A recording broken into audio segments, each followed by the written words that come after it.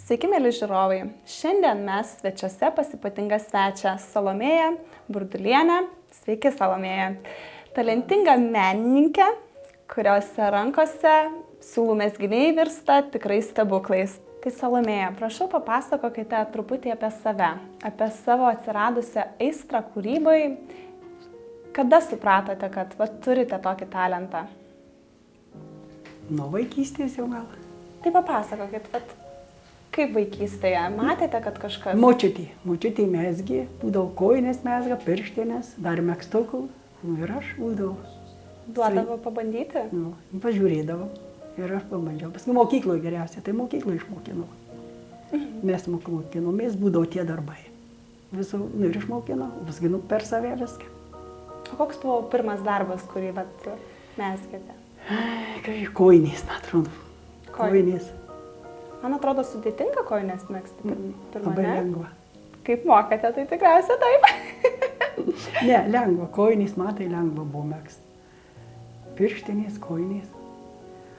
O siuvinėti tai vėliau pradėjau. Kažkaip pasiėmiau, patiko. Na ir pradėjau. Bet vis tiek kažkas parodė, kaip reikia siuvinėti? Ar irgi... Tiek mokykloje. Irgi tik mokykloje? Tiek mokykloje mus pradėjau siuvinėti, mokytai tiek ir iš. O paskui viską per save. Viską pati savarankiškai mokėtės? Į žurnalų pasižiūrėjau ir viskas. Bet tos medžiagos ar tais laikais nebuvo labai daug? Labai sunku buvo gauti medžiagos. Tai kaip gaudavote ją? Tai būdavau. Turėjau pažįstamą, kur pardavinėjo medžiagas. Tai būdavo, jeigu ką gauna, tai paskambina.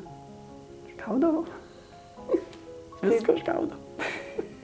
Dar tais laikais. Ir pradėjau, ir siūlų nebūdavo anksčiau dar. Tai labai. Pagrindė tai būdavo vilnoniai. Močiutė verpdavo. Sukdavo ir vilnonių siūlai. Ir uždaka buvo vilnonių, pagrindė megzdavo šitos mezginius, kojinės, pirštinės. Megztukus vilnonės megzt pradėjau, kokias liemenė. Ir paskui atsirasdavau pirkti. Kur nuvažiuodavau, kur naidavau, visą laiką jau mano buvo dabar. Gėlės ir siūlai, tai mano juokėsi, jis vyras. Bet jūs ne vienturtė esate, ar ne? Ne, mes šešiese šeimo. Mes 3 seserys, 3 broliai. Ir visi turi kažkokią... Nei viena, nei sesuo nemezgalinėsiu nieko. Tik viena aš. Tai jūs tik viena šeimoje, kuri užsiema menu. Taip, o nei viena daugiau. Jūs vyriausia, ar ne? Esate iš šeimos? Iš šeimos aš vyriausiai. Tai jūs esate visus prižiūrite. Bet tai labai įdomu, kaip jūs šeimoje vyriausia turėjote to laiko skirti ir šeimai. Vis tiek tais laikais jūsų vaikai vaikus prižiūrėdavo, ar ne? Taip. Tiesa, tėvai daug dirbdavo. Močiutė mus prižiūrėjo. Ir močiutė prižiūrėjo tikriausiai. Labai gera močiutė buvo. Papasakokit truputį apie močiutę. Močiutė tai, dabar man močiutė tai viskas. Bet jau numirus, bet močiutė tai. Kad mama geresnė. Mano ir sūnus vienas, viskas, jau ją močiutė tai mano. Mamytė mes ją vadydavom. Ne močiutė, bet mamytė. Ir mano tas vyriausias sūnus, ją mamytė, ir jisai dabar buvo parskridęs ir vėl aplankė kapus. Buvo aulinės, buvo tai va. Onutė buvo. Papasakokit kokį įsimintiniausią, galbūt iš savo gyvenimo akimirką, kuri įstrigo su močiute. Visą laiką, ką žinau, jinai būdavo Kaune rūkus mumų prisiuva, kasas supina. Ta močiutė, nežinau, viskas man buvo, visą laiką ta močiutė tai buvo viskas. Labai. Jau močiutė buvo gera tai. Būdavo į mokyklą išleidžia, pusryčiai padaryti viskas. Irgi tokia veikli kaip ir jūs. Jau močiutė tikrai buvo gera. Tai jūs ir matėte tą pavyzdį močiutės, nes jinai... Viską močiutė, jau močiutė viską mokino. Mama į darbą išeidavo anksti. Tada, kol dirbdavo, tai išeidavo, mama močiutė viskas buvo. Mus visus ir į mokyklą išleisdavo, ir valgyti padarydavo, ir atsimenu, kai nerūkus nemokėjom, vis prisisiūdavom, paskui išmokom, tai nusimezgėm jau kauneriukus ant tų uniformų. Kaip fainai. Man kitokai čia kauneriukai būdavo, apsimesgam jau pačios. Nes vis jau, o taip tai močiutė viską padarydavo. Bet visas mokino, ar jūs būdavo tokia imliausia, kuri norėdavo mokintis to siuvimo? Gal, kad jau nenorėjau. Kitas nenorėjo, ar ne? O jūs kaip vyriausia, tai visada tikriausiai su močiute. Ir prižiūrėti reikėjo visus. O kaip mokindavo, papasakok truputį, kaip jūs išmokinot, kaip jūs leisdavo tuos vakarus, nes tikriausiai vakarais, nes eidavot į mokyklą, paskui po mokyklos vis tiek reikėdavo namuose kažkokius... Nu, tai su močiutės sėdėdavo, aš daugiausia su močiutė ir sėdėdavau, tai ne vienas tik aš. Ir jinai, kai ją ką daro, yra šalia. Turėjimai išmokydavau, visur šalia eidavau, kur eidavau į darbą, dai naktį ten panaktiniauti, aš su ją eidavau. Nelikdavau, būdavo, atsimenu, ir pusėseriais, ir liek, ne, aš būdavo, nepalieku niekur močiutės. O kaip su tėveliais, kaip ryšys? Nu, daug dirbdavo, ar ne, bet tai vis tiek... Geras. Geri, tie tėvai buvo geri visi, ką aš žinau, kai kiti sakydavau, geri, tėvai yra. Ir tas tėtė ir mama jau dabar 10 metų, kai mirus. Papasakokit truputį apie tėvus, kaip jūs matėt vis tiek dabar. Da dirbo daug, ką aš mačiau, tėvus tai daug dirbančius tais laikais. Bet ir jūs neatsiliekate, daug dirbate. Tai mes ir dirbom, nieks mus nelaikė dykų. Reikėjo dirbti, rungelius ravėti, nu viską mums reikėjo daryti. Viską namie, viską dirbom. Būdavo didelis ūkis. O kaip pramogautum, kaip leisdavot atsipalaiduot savo tiesiog su tėvais, koks? Tai tais laikais niekur. Nieko neišeita, tik kiek vakare. Saidomu, vaikai visi ir dykavodavo, kad, žinot, kaip seniau, nebuvo da prieš tiek metų. Taip. Kaip dabar gali eiti važiuoti, mes niekur neišeidom, niekur neišvažiuodavom. Nes tėvai taip atrodo 6 vaikai, reikėjo uždaugti daug, dirbti ir užaugyti 6. Taip atrodo. Dabar va lengva, jie visi važiuoja nuo mažų, mes niekur. Nieko nelabai matė. Tiek mokykloje, ar tai mokykloje daug, nes aš sportavau labai. Sportavau? Krepšį žaidžiau lengvą atletiką. Tai būdavo, mes išvažiuodavau, tai į varžybas, tai vėl kur. Oho, kaip susipažinot su savo vyru, papasakokit apie tą laikotarpį, nes... Oi, čia per draugę. Papasakokit, labai įdomu. Paprastai, mes gyvenom kambariu, kai aš mokinausi dar vidurinę, Kalvarijoje. Tai gyvenom, ir paskui per draugį pradėjau draugauti su tuo savo vyru, ir jo brolis buvo, ir susipažinom taip. Ir jau neapsivedėm paskui. Ir jisai jaunas, ir aš abudu. Vidurinę, ką aš pabaigiau 12, ir apsivedžiau. Liko mano mokslai. Nesimokė daugiau. Taigi dar nunešiau, pridaviau šiandien į technikumą, žemės ūkio stot. Liko. Ir viskas. O vyras tai pabaigė paskui, net įvaizdžiai. O aš jau liko. Ir kaip toliau tęsiasi jūsų gyvenimas? Tada vis tiek bendra buitis, ar ne? Nu viskas, kartu, tuoj vaikai. Ir taip ir gyvenom, dirbom abudu. Vaikus auginom ir gyvenom. O iš karto vaikai buvo, ar dar? Tuoj po metų viskas gimė. Pirmiausia, pirmas, paskui po metų su biskiu antras, tai paskui trečias, tik tai biski. Vėliau. Jau trečią tikriausiai labai norėtų. Ką aš žinau, dar visi taip išėjau. Nieko nepadarysi. Supratau. O sakykite, kaip su ta kūryba? Ar jinai visada ėjo su jumis, ar buvo tokių momentų, kur... Buvo. Visą laiką aš darželį, kai dirbau, tai ir darželį aš ten siuvau mokytom darželį tiem vaikam, paskui gėlės jau sodyti pradėjau darželį. Žinau, tada atsimenu, darželį tai tik pradėjau irgi kurtis kolūkiuose.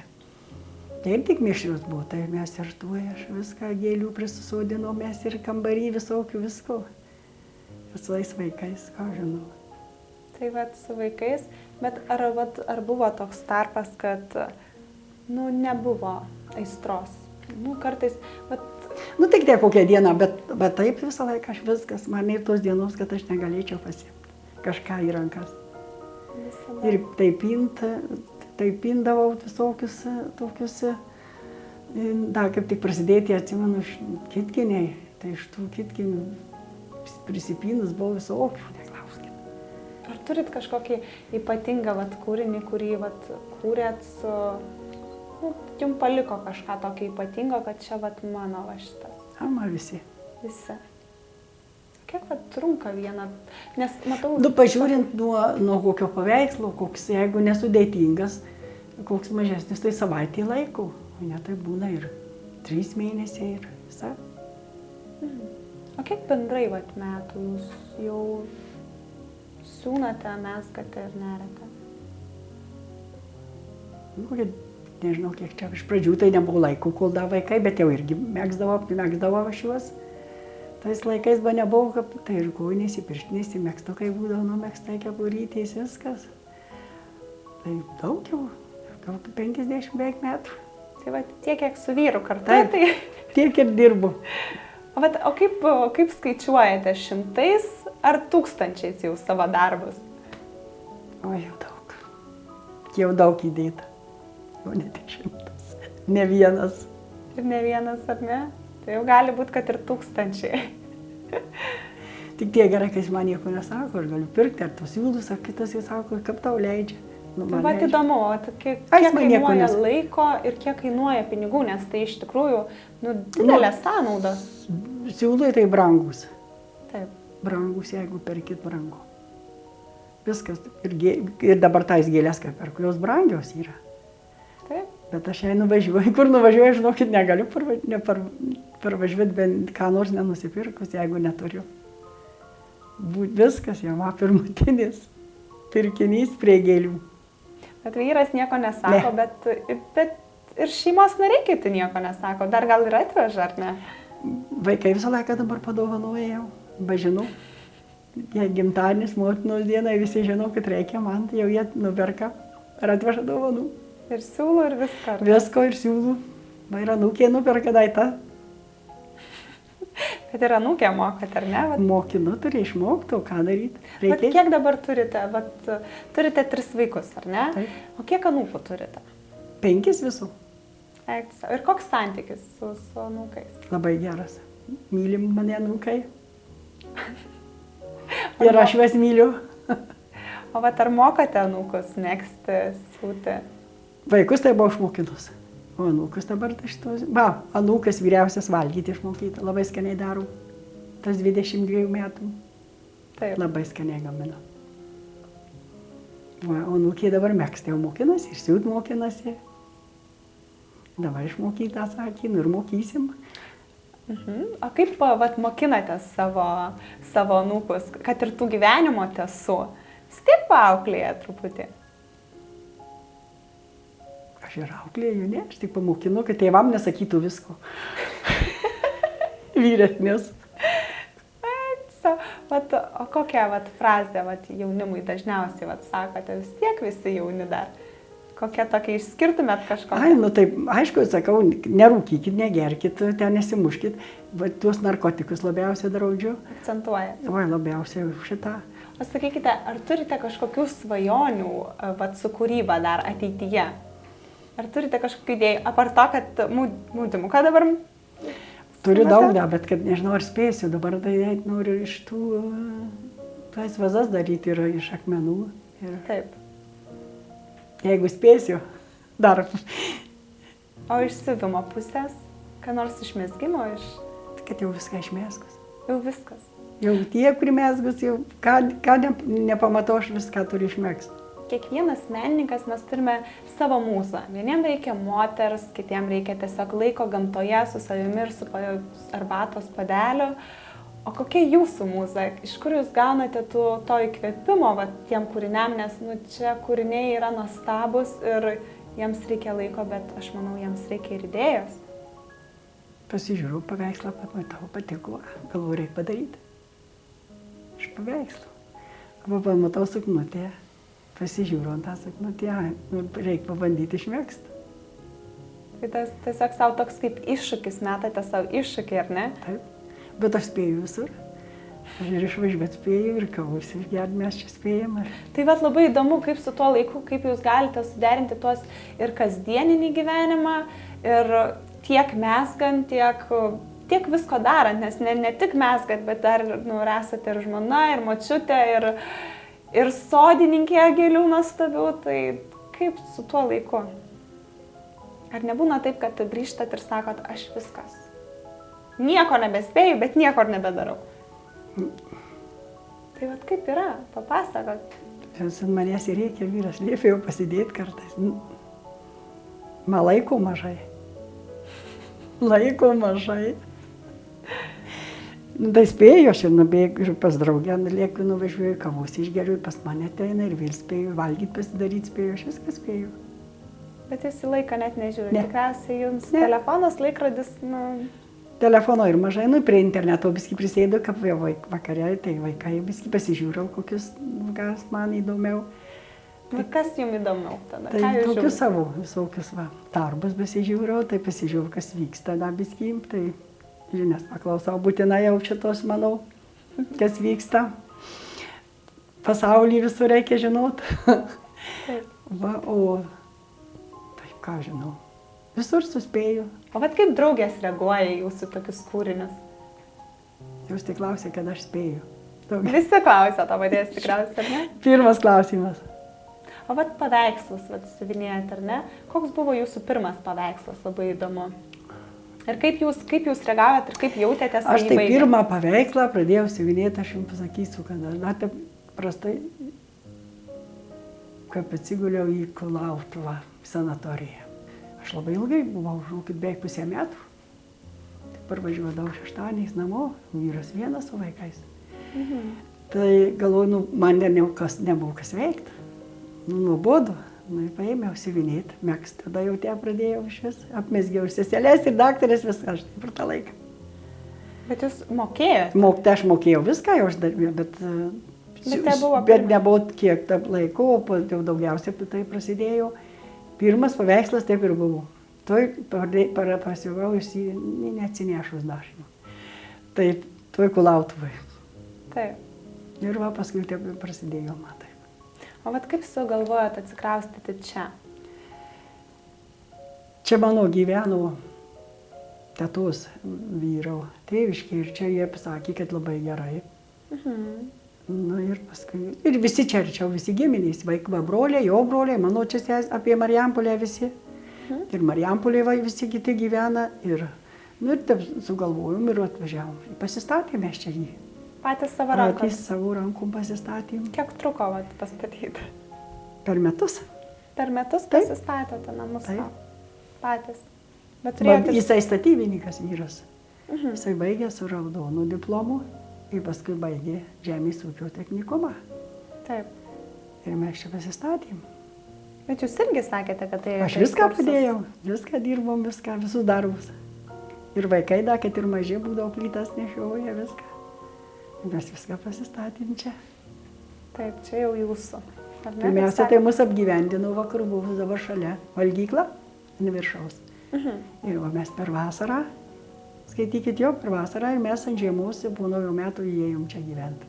Ir tada jau prasidėjo tas namų židinys ir tada pradėjot galbūt daugiau kurti Taip, visą paskui- savo su kūryba kažkas. Vakarais ypač jau tada. Vakarais, ar ne? Jeigu televizorius, aš ir dabar į televizorius atsisėdu pažiūrėti vakarė, tai aš daugiausiai ir dirbu. Tai vyras išvažiuodavo dar, dirbo Vilniuje jisai. 9 metus išdirbo, jis būdavo pirmanį išvažiuoja, penktadienį tai grįžta. Aš viena likdavau. Tai būdavo 2 valandai, kai manęs nieks miegoti nuvaro, tai aš į 2 įsivinėjau. Kaip vyras reaguoja į jūsų tokį darbą? Nu, pabara truputį, bet džiaugiasi. Jo, nieko. Ir nieko nesako jis man. Bet Jo, žinau. vis tiek turite tokias nuostabias rankas, iš tiesų, ta prasme tikrai. Tai pasidžiaugia jis kartais, pagiria jūs savo draugams. Oi, net ir kiek aš net reikiu. Kad jis nesakytų, sakau, ne, jis vis tiek. Tai ir draugės mano ir apmėgstos, ir dovanų visom primesgu. Tai jau, jei jau dovanos, tai jau jūsų rankų darbas. Daugiausia. Viskas kaip gražu. Daugiausia. Bet jūs ir sakėte, kad dabar iš jūsų ir perka, ir Lenkija. Tai man ir... daug nupirkė. Lenkija vat išvežė, papasakokit. Norvegija 5 įsivežė, Lenkija dar 5 išvežė. Dabar parvažiavus moteris tokia, tai įsivežė suknutės 2, paltą ir šaliką. Aš nereklamuoju, bet va taip, kas pasako, jeigu va iš draugų, nu tai va ir, o tie Lenkijoje draugai mūsų, tai va išvežė, duok man, sako, tai įsivežė va 5 į pardavį. Bet jūs ir sakėte, kad jūs net niekada nepardavinėjate, ar ne? Tik per draugus aš taip ir parduodu, jie pasako, o taip aš niekur nereklamuoju. Niekur nereikia jums tos Ne. reklamos, ar ne? Užtenka save Man aprūpinti. užtenka, aš apmesgau savus draugės, Taip. o aš neturėjau ką veikti. Paskui vakare va ir mes štai taip ir stovi, reikia ant manęs, sako, ką, tu čia mesgi, paskui išmest reiks. Taip. Nu, bet man, aš vakare negaliu televizorių žiūrėti. Kai kiti sėdi ramiai, aš turiu megzti. Tai čia buvau vieną tarpą galvojau piešti. Nu tai piešiau, dar nupiešęs viską, bet aš greitai. Dievui, nupiešiau. Tai dabar, kiek dar žinau, turite labai nuostabų sodą, gėlyčių. Iš kur ta aistra gėlytėm atsirado ir papasakokit truputį. Taip, čia gėlės tai nuo mažiukės. Nuo mažens, ne? Tai mamytė, ta prasme, Nu, būdavau irgi gėlių, bet aš nuo mažiukės jau gėlės mėgau. Ir dabar ir dabar turite net savo sodą. savo sodą jau pasariu. O kokios gėlės labiausiai jums patinka? Rožės. Rožės. Man jau pagrindinė gėlė tai rožė. O kiek savo sode turite rožių? 70 krūmų. Ir rūšių? Rūšių tai jau daug. Daug. ar ne? Daug, tikrai irgi yra. Yra apie 100, nu, 100 su viršum rūšių yra gėlių iš viso. Nu, apie 100 daugiau visokių rūšių yra pas mane. O jūs pasakykite, ką jums reiškia laimė? Viską, Viskas. viską laimė reiškia.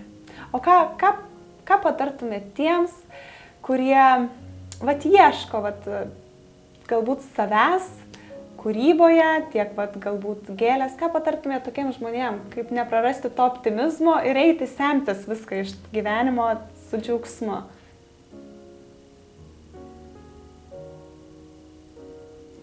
Nereikia, kaip čia nusivilt, turėti tokį, viskuo džiaugtis, visus mylėti reikia. Išvelgti smulkmenas, Taip. ar ne? Tai nuoširdžiai dėkoju Jums, Salomėja, už atvirumą ir šilumą, kad pasidalinote savo džiaugsmais. Linkiu Jums neblėstančio pozityvo ir idėjų kūrybai. Ačiū, kad aplankėt mane.